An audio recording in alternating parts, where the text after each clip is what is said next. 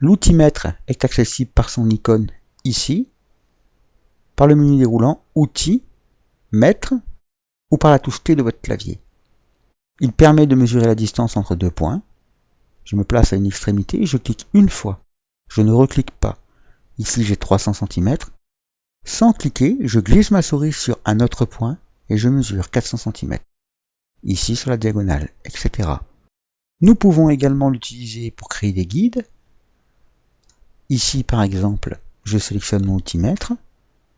Je clique non pas au milieu de mon arête, non pas aux extrémités de mon arête, mais n'importe où sur mon arête sauf sur ces trois points-là. Je clique et il me crée un guide. Je le positionne où je veux. Un infobulle m'indique la distance. Si je veux lui rentrer une distance manuelle, je peux le faire au clavier. Par exemple, ici, je vais taper 30 cm, cm pour centimètre. Vous n'êtes pas obligé de taper le cm si vos unités, dans Info sur le modèle unité, sont configurées en centimètres. Je peux maintenant mesurer à partir de mon guide une nouvelle distance et créer un autre guide. Ici, je vais le mettre à 25 cm. Je tape juste 25. Et je peux aussi, en prenant l'intersection, en me positionnant, vous voyez la croix rouge qui est l'intersection, lui indiquer une distance à laquelle je dois me placer. Il va me créer un point de guidage. Ici, je vais mettre 50. Il m'a créé un point de guidage. On le voit, c'est les petits points. Ici, à 50 cm. Je descends sur l'axe bleu et je viens me positionner. J'ai créé des points de guidage, des lignes de guidage qui ne sont pas infinies cette fois-là. Si je désire qu'elles deviennent infinies, je clique sur mon point de guidage et je viens cliquer sur l'arête. Il me fait une ligne infinie. Je peux également, en appuyant sur la touche M, sélectionner ma ligne. Elle devient bleue, juste en passant dessus. Je clique une fois, j'appuie sur CTRL, je commence à la déplacer et je lui indique la distance. On va ici lui mettre 25. Il m'a fait une ligne à 25 cm. Je recommence, je clique, j'appuie sur CTRL. Cette fois-ci, je lui indique 15. Il m'a fait une ligne à 15 et je tape la commande au clavier multipliée par 4. Et je valide avec Entrée. Il m'a créé plusieurs lignes de guidage. Ceci peut être utile pour par exemple faire des trous ou faire un petit peu ce qu'on veut, avoir des espacements réguliers. Je peux également créer des diagonales. Je réenclenche mon outil-mètre, la touche T de mon clavier. Je me positionne à une intersection et à la seconde intersection, je crée une diagonale infinie. Évidemment, je peux le créer en tous sens. Je peux chercher le centre, par exemple, de ce carré, de ce rectangle, pardon, et je peux repartir d'intersection pour recréer une ligne. Évidemment, je peux le faire dehors de mon modèle, hors de mon modèle. Je sélectionne l'arête et je monte sur la ligne bleue. Je peux verrouiller la ligne bleue.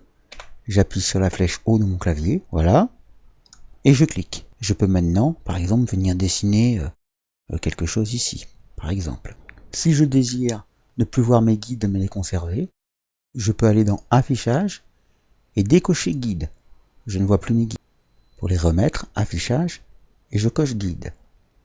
Je peux également les supprimer en cliquant sur Édition, supprimer les guides.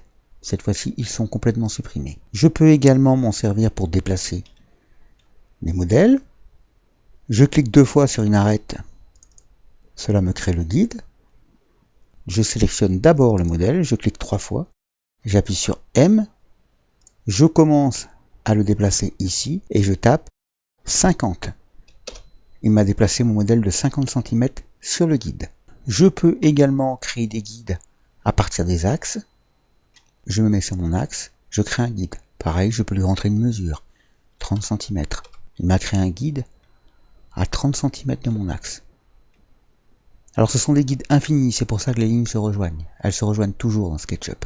Toujours. Mais très très loin. On pourrait modifier la vue de manière à avoir le guide exactement parallèle à l'axe, mais ce n'est pas l'objectif de cette vidéo. Nous pouvons donc créer des guides à partir des axes, à partir des guides eux-mêmes, on clique sur un guide et on en refait un, ou à partir d'arêtes.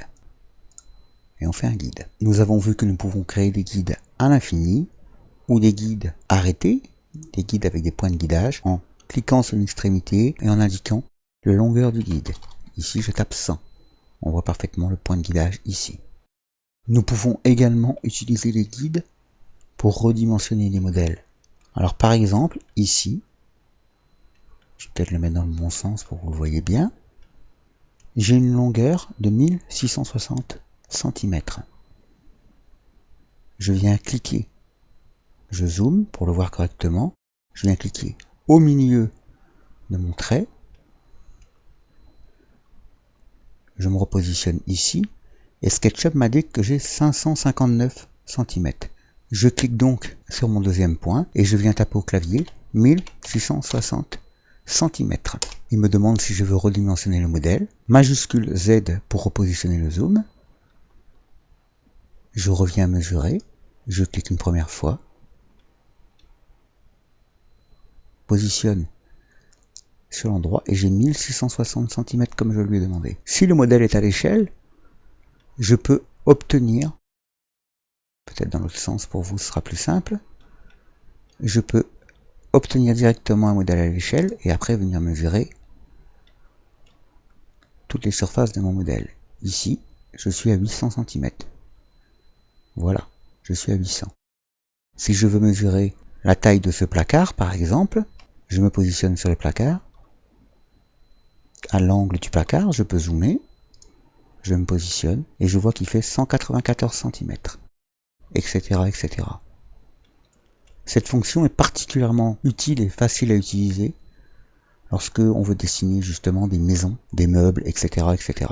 Nous avons donc ici, par exemple, l'épaisseur des murs, de là à là. Il m'indique 34 cm. Je pourrais donc modéliser facilement cette maison de manière à en faire un modèle 3D. Mais ce sera le sujet d'une autre vidéo. J'allais oublier, lorsque vous redimensionnez un modèle, vous redimensionnez tout le modèle. C'est-à-dire que les pièces qui sont ici n'ont plus les mêmes dimensions. Absolument tout est redimensionné. Pour éviter cela, vous pouvez redimensionner une seule pièce ou une seule image, photo. Pour cela, il va falloir créer un groupe. Alors si on essaye ici, on ne peut pas, puisque pour faire un groupe, il faut au moins qu'il y ait deux éléments, et là, il n'y en a qu'un. Je vais donc, par exemple, faire un trait, mettons de là à là. Je vais sélectionner les deux, et créer un groupe, ou un composant d'ailleurs. Créer un groupe. Je peux maintenant entrer dans mon groupe, en cliquant deux fois dessus, redimensionner comme on vient de le faire, et du coup, uniquement, cette partie-là de mon modèle sera redimensionnée.